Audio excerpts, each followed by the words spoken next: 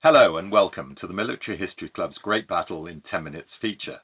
Today I'm talking about the Battle of Dien Bien Phu, which was fought in northern Vietnam between a French force under Colonel Christian de Castries and Vo Nguyen Giap's Viet Minh communists from the 13th of March to the 7th of May 1954.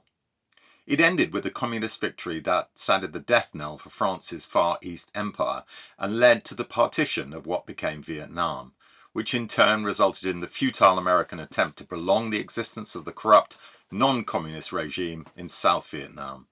Once again, an arrogant commander had underestimated the capabilities of his Asian foe. Before the Second World War, French Indo-China was made up of 5 countries: Cochin China, Tonkin, Annam, Cambodia and Laos, as they were then called, the first 3 collectively making up Vietnam. When the war ended with Japan's surrender in August 1945, the French assumed they'd be able to reassert their pre-war colonial rule.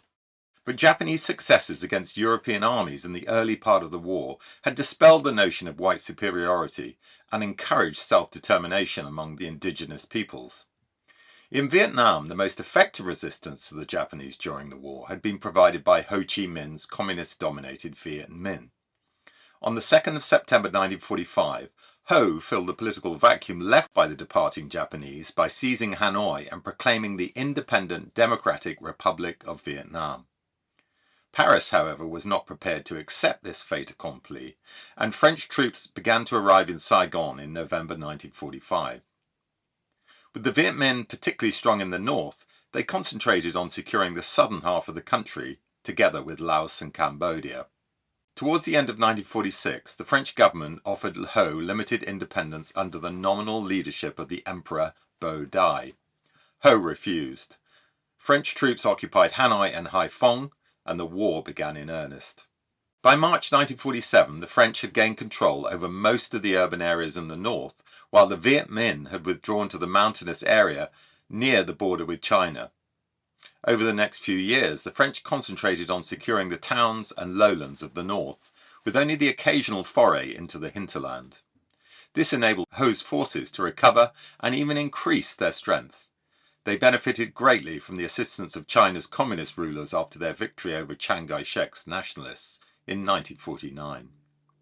By the summer of 1950, with 4 well-trained divisions at his disposal, 40,000 troops in all, Ho's military commander, General Vo Nguyen Giap, felt strong enough to go on the offensive. A series of surprise attacks cleared the French out of the northern Tonkin province and even threatened Hanoi and Haiphong. The French responded in December by sending out the experienced General Jean-Marie de Lattre de Tassigny, who immediately ordered the construction of a chain of defences in the Tonkin Delta area. Repeated attempts to breach them in the first half of 1951 resulted in Viet Minh casualties of 20,000.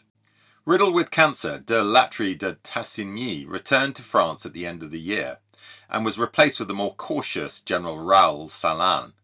He made little effort to regain northern Tonkin and was content to stand on the defensive. Once again, Giap took advantage of the breathing space to increase his force to 6 divisions, backed by strong artillery support.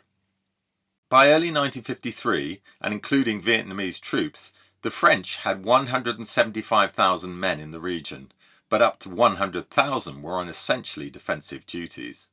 The Viet Minh, by contrast, had a regular army of 125,000 men, supported by 75,000 regional troops and up to 350,000 largely untrained militiamen.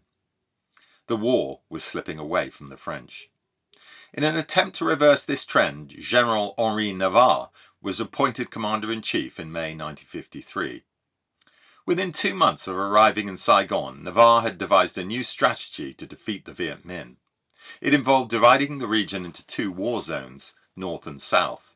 In the north, the French would remain largely on the defensive, carrying out a pacification campaign in the Tonkin Delta and launching the occasional attack to disrupt Giap's operations.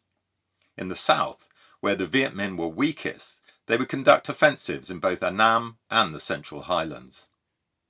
At the same time, they would build up the Vietnamese army and bring in reinforcements to create a mobile force large enough to engage and defeat Giap in the field. One of the main elements of the new strategy was the reoccupation of Dien Bien Phu, a small mountain outpost on the border between northwest Vietnam and Laos. It would then become an air-supplied hedgehog from which the Vietnam forces advancing into Laos could be intercepted. If Giap chose to attack it, Navarre estimated that the Viet Minh would not be able to bring to bear more than 2 light divisions and minimal artillery. Such a force could easily be repulsed. Operation Castor was launched on the 20th of November 1953, when 2 parachute battalions were dropped on Dien Bien Phu, taking its Viet Minh defenders by surprise. The fierce house-to-house fighting left 110 Viet Minh and 14 French soldiers dead. More troops and equipment landed that day and the next, bringing the garrison strength up to 6 parachute battalions, 2 artillery batteries, sappers and mortars. They were soon joined by 700 Vietnamese troops. The French now set about constructing 2 airfields and a chain of 9 strongpoints around the village.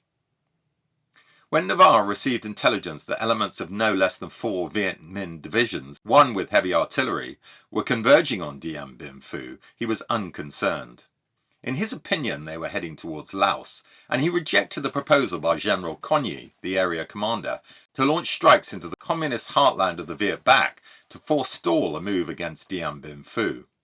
Before long, the converging Viet Minh forces had closed the ring around Dien Bien Phu, and heavy artillery was ranging on its key points. When French parachute commando units went on reconnaissance patrol, they were invariably ambushed. Though casualties were in the region of 1,000 men by the end of February, virtually nothing was done to improve the defences against the inevitable communist attack. Even ammunition supplies were not replenished for a whole week because of other priorities. By the 13th of March 1954, the day Giap launched his first major assault, Dien Bien Phu was overlooked from its surrounding hills by a force of 4 infantry divisions, 50,000 men in all, with 31,000 support troops and 23,000 further back. In addition, the Viet Minh had more than 200 artillery pieces, almost half were 105mm caliber or greater, in well-camouflaged positions. The French garrison numbered 13,000 men, of whom less than 7,000 were combatants with only 60 guns of a caliber greater than 57mm. Navarre had gravely underestimated his enemy's ability to bring in guns and ammunition along primitive jungle tracks through the rains in Russian trucks, on thousands of bicycles, in innumerable sampans and bamboo rafts, with convoys of pack horses and hundreds of thousands of porters. Such was the physical hardship of this heroic effort that Giap later estimated that, in order to transport 1 kilo of supplies, each porter required 21 kilos of supplies to sustain him. On the first day of the attack, Viet Minh artillery bombarded the main airfield, destroying fighter bombers and reconnaissance aircraft on the ground. The last supply plane arrived that evening, and the subsequent airdrops were hopelessly inefficient thanks to the severity of Giap's flak. During the night of the 13th, Strong Point Beatrice on the northeast perimeter, manned by part of the illustrious 13th Foreign Legion, was stormed and taken. 300 legionnaires were killed. All the officers were either severely wounded or dead.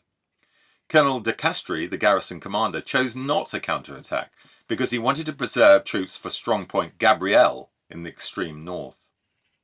Gabriel fell the following day, as did Strong Point Anne-Marie, just above the northern airstrip a day later. Some 2,500 Viet Minh are said to have lost their lives at Gabriel, as against 90 of the 500 Algerian defenders. The prisoners were marched out over the bodies of communist soldiers strewn over the barbed wire. One was still living, his guts hanging out. "Step on him," said a Viet Minh officer. "He has done his duty for the People's Army." In 3 days, the enemy had taken a third of the garrison's 9 strongpoints, and it was now impossible to evacuate the wounded. In December, Colonel Piroth, the garrison's artillery commander, had told Navarre, "Mon général, no Viet Minh cannon will be able to fire 3 rounds before being destroyed by my artillery." Now he preferred death to dishonour and blew himself up with his own grenade. Also that day, de Castries' chief of staff had a nervous breakdown. There was now a lull as Giap brought in reinforcements to replenish his heavy losses. The French too parachuted in more troops and supplies, although much of the latter fell behind enemy lines. On the 30th of March, the attack resumed against Dominique and Hélène, the two strongpoints to the east of the village. Half of each were overrun, as was part of Hujet on the west side. The following day, Colonel Langley, commanding the airborne forces, took over effective command from de Castries, who was seeking an honourable surrender. It was as if a spring had broken inside him. This change stiffened the defenders, and on the 10th of April more reinforcements were parachuted in. Unfortunately, 40% of the 850 men dropped fell straight into Viet Minh hands. But enemy casualties were severe, 10,000 since the start of the siege, and on the 11th of April Giap gave up frontal attacks in favour of a battle of attrition. Soon after, the monsoon broke, hindering air resupply and giving cover to the Viet Minh as they wore down the remaining defences. General Nguyen now suggested sending in a relief force, but Navarre was unenthusiastic. By the end of April, the French were out on their feet. On half rations of rice and fish sauce, they were often up to their knees in water in the flooded trenches. Their defences were beginning to collapse under the twin impact of monsoon and artillery fire. The noise of the guns and the insanitary living conditions were almost unbearable. After 50 days of fighting, French effectives were down to 2,900. The Viet Minh still had 30,000. On the 1st of May, Giap launched the final phase of the battle. A huge artillery bombardment was followed by a massive two-division infantry assault against the surviving positions in Dominique and Hélène. Despite gallant Foreign Legion counterattacks, more and more posts were lost. Badly wounded men returned to the front line from the field hospital. "If we've got to go, we'd rather go with our mates," many were heard to say. Still in nominal command, de Castries reported to Hanoi no more resources left, extreme fatigue and weariness in all concerned. Cogny replied that there should be no capitulation nor rout, but left it up to de Castries to decide on a breakout. Despite desperate resistance, only isolated pockets remained by the 7th of May. At 10 a.m, de Castries told Cogny that they were still holding on, tooth, claw and nail. Cogny replied that the battle had to be finished now, but without capitulation or white flag.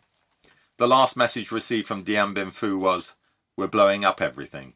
Adieu." In full dress uniform and medals, de Castries surrendered to General Vu of the 308th Iron Division at 5 p.m. Since the start of the battle, the French had suffered about 9,000 casualties, 2,000 of them fatal. About 8,000 men and women, including some North African prostitutes, were taken prisoner, but only 3,000 saw their homes again. Viet Minh casualties were in the region of 23,000. When Giap gave the news to Ho Chi Minh, the latter replied, "However great the victory, it is only the beginning." Prophetic words, in view of the fact that it would take until 1975 before Vietnam was finally united under communist rule.